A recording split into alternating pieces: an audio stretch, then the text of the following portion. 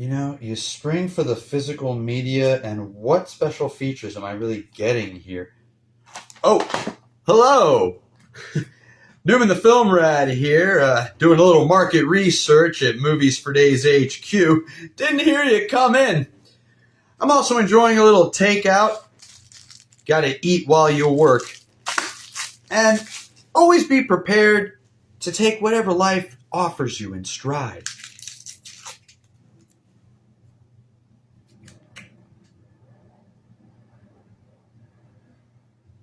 You will review the short film Good Luck to Me.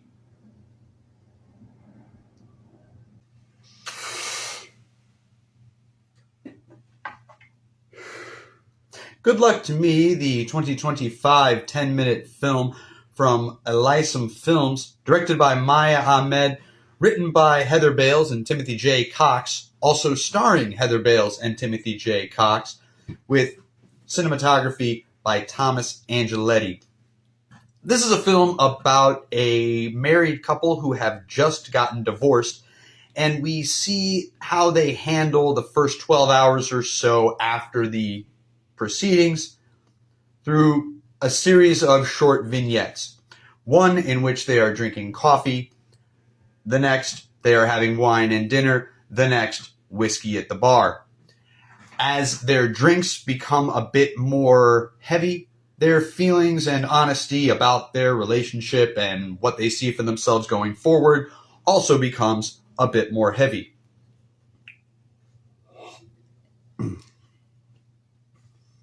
While I don't doubt the passion and the effort from the whole team assembled, I have to say this film is not really for me. There are a number of choices made that I found a little distracting, that prevented me from engaging with the story and with the characters. To begin, the cinematography. Regularly throughout the film, we see shots of each of our characters, him and her, and there is always a huge amount of negative space next to one of the characters, rather than having them centered in the shot, or the camera closer, or the two of them existing together in a two-shot. Now, one could say that this is an artistic choice, trying to let us know that now they're not together anymore, and so there's this empty space where your partner used to be. However, the repetition of this choice was really just distracting and served to take me out, and I'm just imagining an artistic choice for why the cinematographer did this. The editing also does a lot to undermine the pacing of the discussion and the ability for the audience to get invested in the back and forth between our two characters, because it's consistently cutting between each and every line.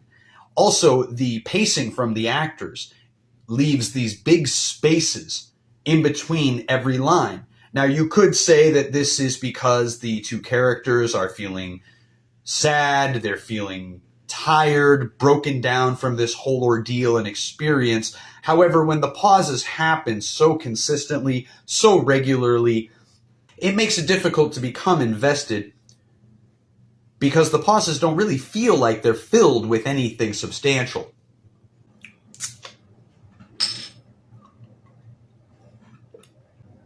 I have to take at least 1 second and speak about the bartender character played by KT Doyle.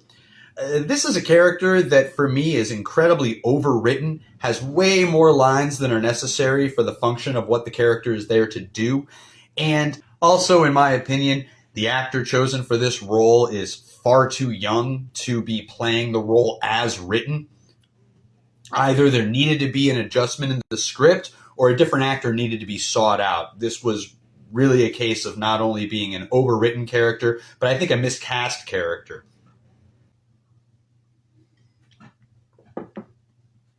Another necessary nitpick is a sequence in the middle of the film in which the cinematography has another distracting choice, in which the main character of him is covered by a wine bottle sitting in the center of the table.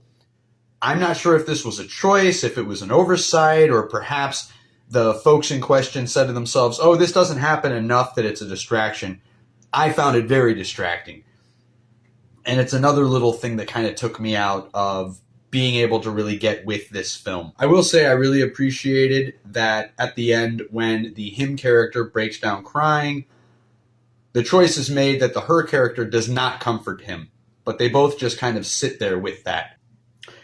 I appreciated that choice as it was not only less conventional, but also I thought reflected a long-worn relationship between the two. I also thought that the very final shot that kind of faded to the end credits, I thought that was a really well-constructed shot, and I thought it was pretty damn beautiful, and I said to myself, that looks good. And that's a good feeling to be left with at the end of the flick.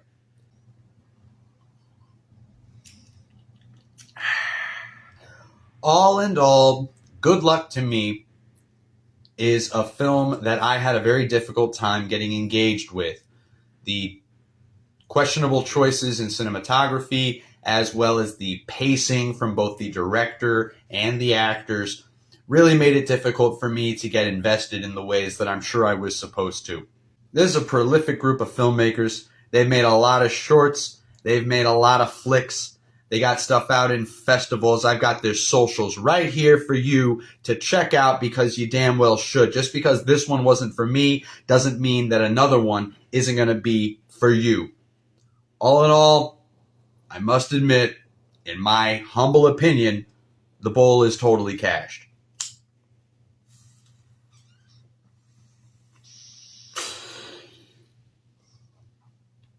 Well, that does it for me here at Movies for Days HQ. Be sure that if you like this, pass a link on to a friend. If you hated it, pass a link on to an enemy. Fuck those people, am I right? Check out more Movies for Days content on YouTube, Twitter, Instagram, Slasher. There's a new podcast episode every Friday, and we're making new video content all the time. As we always remind you here at Movies for Days, be sure to buy your drugs from a trusted source. Do not talk to the police. And if you're going to have several drinks with your former spouse, make sure you start with coffee and end with liquor. It's always a good decision.